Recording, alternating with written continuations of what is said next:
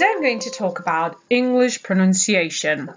And we all know this is a very tedious topic that many people have already talked about, but it doesn't cease to annoy people because there are apparently no rules in the English language about how to pronounce things, or actually words. And I think every learner of the English language has had this kind of head-shaking moment where you just think, what the heck? Why are you doing this to us? And why don't you come up with a couple of simple standardized rules? But to be honest, it is partly also what makes the English language so wonderfully quirky. So the other day I was watching a report about the American election, which per se was very frustrating. But there was the moderator who used the word hyperbole. And I was like, what? Why would you pronounce it that way? I mean, that just sounds really stupid and it doesn't make any fucking sense.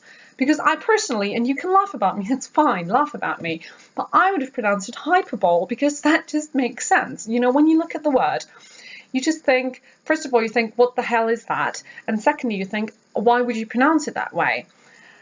And I kind of think that's kind of extra mean, isn't it? It's like a double trap. First of all, you think, what the heck does this word mean? And when you finally figured it out and you think like, now I feel confident to use it and I can use this fancy word and I'm so intellectual. And then you come and use it and say some sentence with hyperbole, everyone will laugh at you and just say, oh my gosh, he doesn't even know how to pronounce hyperbole. So for the records, it's hyperbole, not hyperbole. And it doesn't make any sense. There is no way to explain it, or, well, at least not for me. I mean, there might be some Greek root, but to be honest, no, I don't think there is any good explanation. It's just another quirk of the English language to make it extra hard.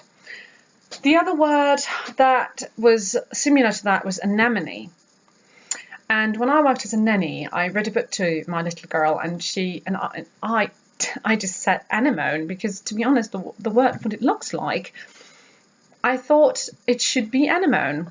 And she corrected me and said, well, it's anemone. And I thought, well, at least that sounds nice. It sounds much better than anemone. So I've grown to like that, but it still doesn't make any sense to me why you would pronounce it that way.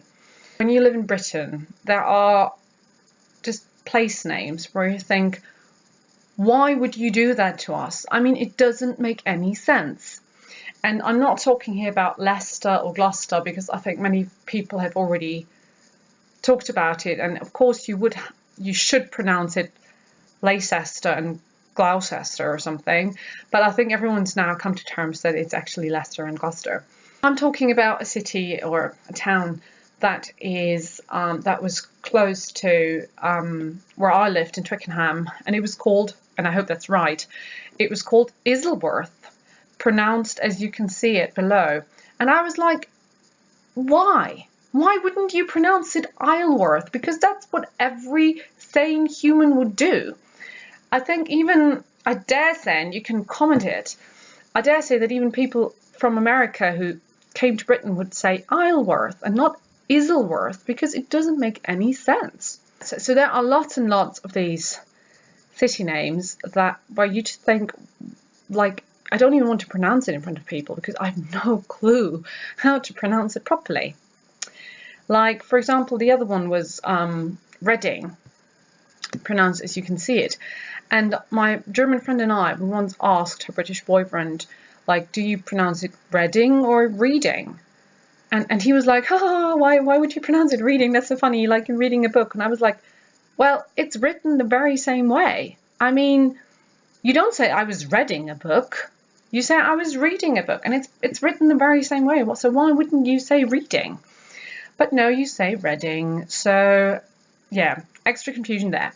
The other words, or word categories, like words that primarily come from the French and just are pronounced completely different in every single place you go. It's like, for example, garage.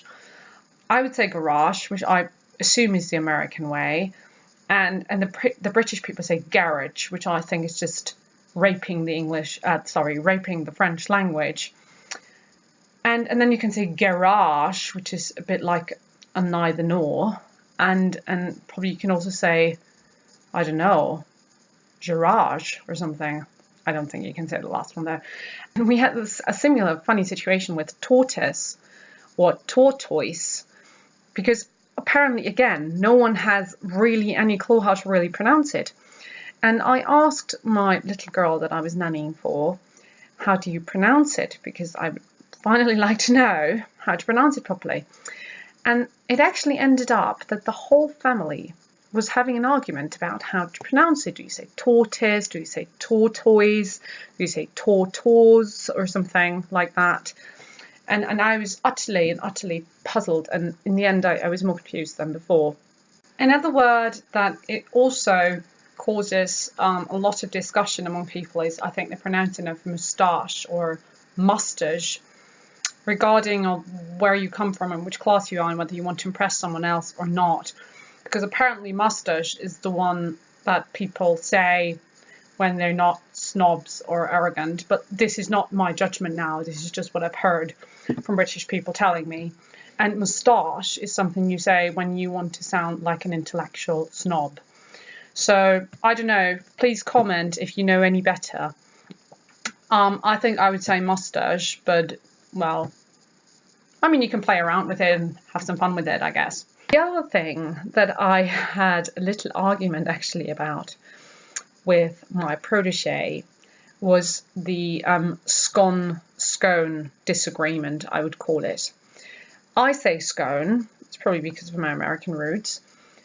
To be honest, before I went to Britain, I didn't even know that scone existed. When my little girl, when she when we were baking, and she was like, oh, let's make scones.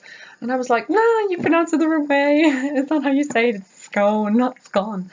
And then I realized, okay, you can really say scone. And I just think it sounds completely bizarre in my head. It sounds completely wrong. And I did some research on it, though not very profound research. So don't take me on that. But apparently, scone is very Northern English working class, and scone is Southern England middle and upper class, and of course scone is also American.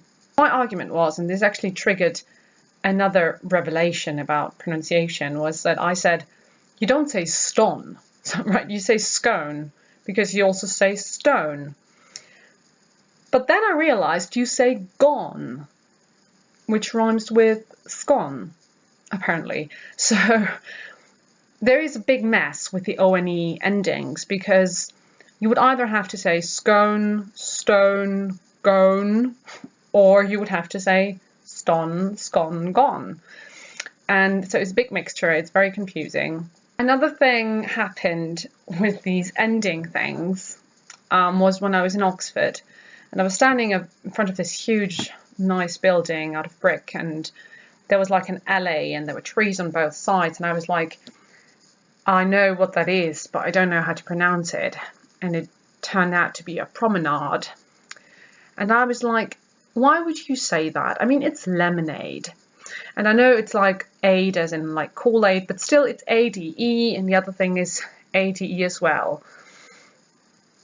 So either you would have to say lemonade or promenade.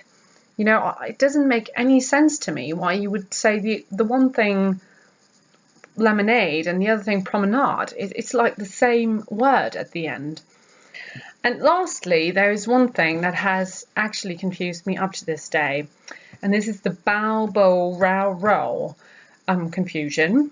To be honest, with bow and bow, there have been situations where I was like, people of the English language, can you please come up with different spellings, or even better, different words for the things? Because you cannot just call every second thing bow or bow. It just doesn't work. Because it's really confusing. I mean, I still sometimes hesitate and think like, do I bow or do I bow to the Queen? Do I wear a bow tie or a bow tie? Do I have bow and arrow or bow and arrow?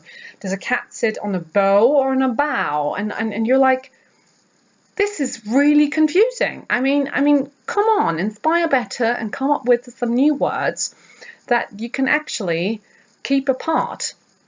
And with row and row, it's similar, but it's a bit better because there are not that many words covered by it. Yes, the English language doesn't cease to amaze and to annoy sometimes. But I think in the end of the day, we all love English, or at least I do, because of its quirkiness, because of its inventiveness, and because of its diversity as well. I mean, it has been influenced by so many different languages, so probably it's no wonder, after all, that pronunciation varies a lot.